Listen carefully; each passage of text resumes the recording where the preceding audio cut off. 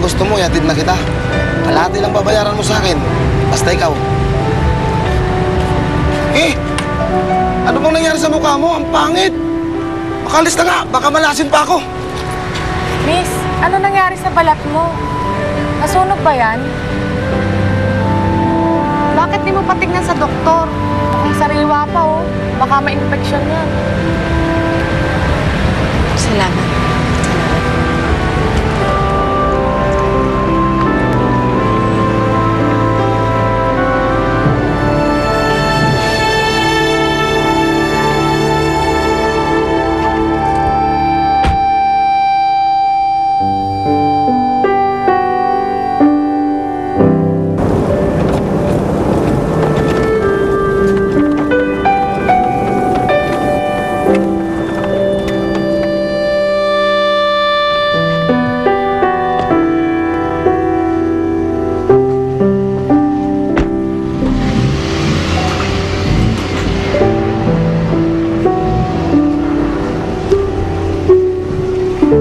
Sandali. Bawal kayo rito. Private resident po ito eh. Baka ho pwedeng pakigising na lang si Mark Sandoval. Pakisabi nahanap ko. Sa oras na po, hindi na po kami pwedeng magpapasok ng tao rito. Bawal na po. Eh, Manong, hindi niyo kasi naiintindihan. Kailangan kong makita si Mark Sandoval. Malayo pang pinanggalingan ko eh. Hindi niyo alam kung anong pinagdaanan ko para lang makarating dito. Baka pwedeng pakigising. Sa oras na, miss eh. Eh, sandali lang ho!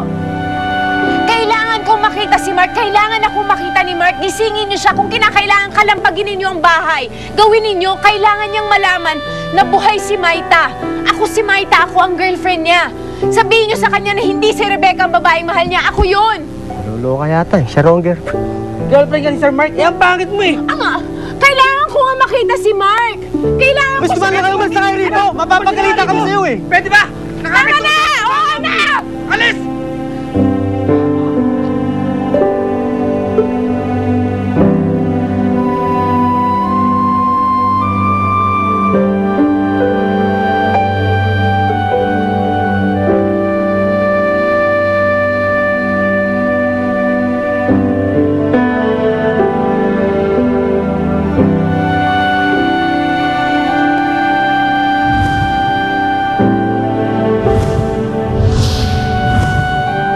Kailangan malaman ni Mark na nandito pa ako.